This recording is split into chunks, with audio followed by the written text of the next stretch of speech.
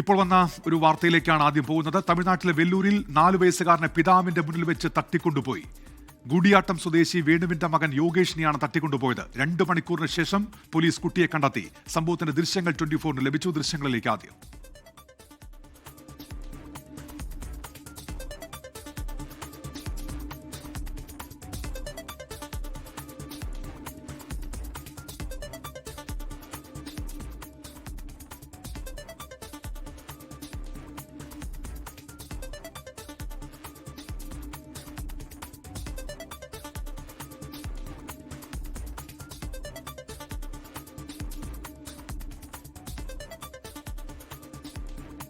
മുഹമ്മദ് റഹീസിന്റെ വിവരങ്ങളുമായി ഇപ്പോൾ ചെന്നൈയിൽ നിന്ന്. മുഹമ്മദ് റഹീസ്, ഇത് ആരാണ് ഈ തട്ടിക്കൊണ്ടുപോകലിന് പിന്നിൽ?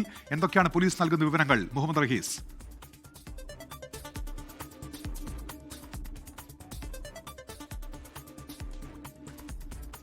ഉന്മേഷ്, പ്രാഥമിക ഘട്ടത്തിൽ കർണാടകയിൽ നിന്നുള്ളവരാണ് ഈ തട്ടിക്കൊണ്ടുപോകലിന് പിന്നിൽ എന്നതാണ് പോലീസ് ആദ്യം നൽകുന്ന വിവരം. അത് പ്രത്യേകിച്ച് ഈ കാറിന്റെ രജിസ്ട്രേഷൻ, കുട്ടിയെ തട്ടിക്കൊണ്ടുപോയ കാറിന്റെ രജിസ്ട്രേഷൻ, അത് കർണാടക രജിസ്ട്രേഷൻ വണ്ടിയായിരുന്നു.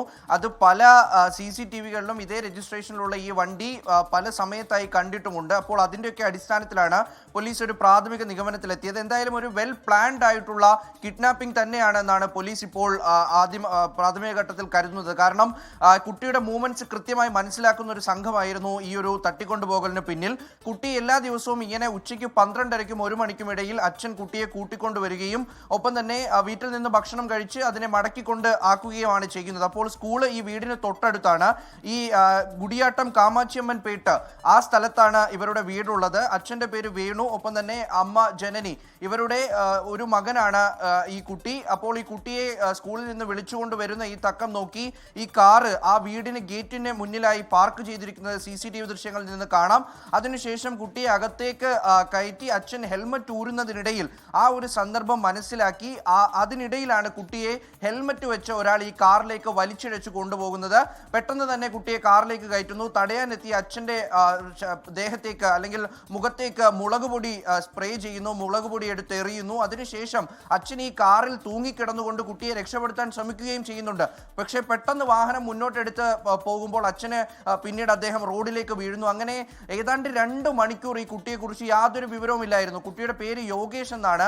അപ്പോൾ ഈ 4 വയസ്സുകാരനുമായി ഏതാണ്ട് 30 കിലോമീറ്ററിലധികം ഈ സംഘം ഈ 2 മണിക്കൂർ കൊണ്ട് സഞ്ചരിക്കുകയും ചെയ്തു. അതിനുശേഷം ഈ വിവരം പെട്ടെന്ന് പടർന്നു. പിന്നീട് ഗുഡിയാട്ടം പോലീസ് എത്തി. തൊട്ടടുത്തുള്ള ജില്ലാ പോലീസ് മേധാവിമാർക്കൊക്കെയും നിർദ്ദേശം നൽകി വാഹനങ്ങൾ കൃത്യമായി പരിശോധിക്കാൻ. അങ്ങനെ ജില്ലയുടെ അതിർത്തികളിലൊക്കെയും വാഹന പരിശോധന തുടർന്നുകൊണ്ടിരിക്കെ ഇത് വലിയൊരു വാർത്തയായി മാറിയിട്ടുണ്ട് എന്ന് മനസ്സിലാക്കിയ സംഘം കുട്ടിയെ ഏതാണ്ട് 30 കിലോമീറ്റർ അകലേക്ക് അവിടെ ഉപേക്ഷിച്ചതിന് ശേഷം മടങ്ങുകയായിരുന്നു. അങ്ങനെ ഒരു കുട്ടി തനിച്ചു നിന്ന് കരയുന്നത് കണ്ട് നാട്ടുകാർ ഇടപെട്ടിട്ടാണ് പോലീസിൽ വിവരം അറിയിക്കുന്നത്. അങ്ങനെ പോലീസ് എത്തി ഈ കുട്ടി തന്നെയാണെന്ന് കണ്ടെത്തി.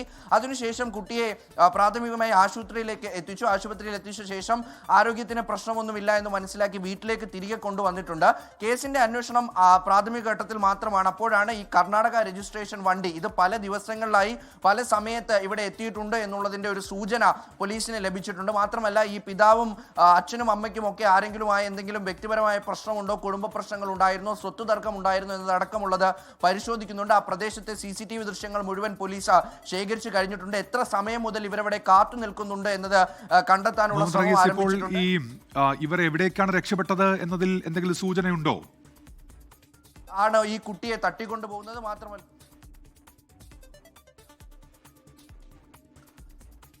ഉന്മേഷ്, നിലവിൽ ഈ സംസ്ഥാന അതിർത്തികളിലെല്ലാം പോലീസ് പരിശോധന കർശനമാക്കാൻ പറഞ്ഞിട്ടുണ്ട്. നിലവിൽ എന്തായാലും ഇവർ വാഹനം മാറ്റിയിട്ടുണ്ടാകും എന്നുള്ളൊരു നിഗമനത്തിൽ കൂടിയാണ് പോലീസ് ഉള്ളത്. അതുകൊണ്ട് തന്നെ എല്ലാ വാഹനങ്ങളും ചെക്ക് ചെയ്യണമെന്ന് കൃത്യമായിട്ടുള്ളൊരു നിർദ്ദേശം നൽകിയിട്ടുണ്ട്.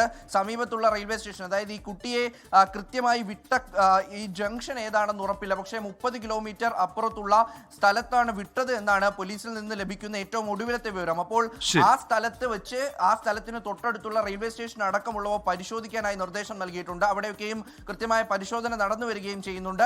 എന്തായാലും ഏതെങ്കിലും തരത്തിൽ ഈ കുടുംബവുമായി ബന്ധമുള്ള ഈ കുട്ടിയെ തന്നെ ടാർഗറ്റ് ചെയ്യുന്ന കൃത്യമായി ഈ കുട്ടിയുടെ വഴികളൊക്കെയും കുട്ടിയുടെ എല്ലാ കാര്യങ്ങളും മനസ്സിലാക്കി വന്നൊരു സംഘമാണ് എന്ന ഒരു ഉറപ്പിന്മേലാണ് പോലീസ് ഇപ്പോൾ അന്വേഷണം നടത്തുന്നത്. ഉന്മേഷ്, ശരി. മുഹമ്മദ് റഹീസാണ് ചെന്നൈയിൽ നിന്ന് വിവരങ്ങൾ നൽകിയത്.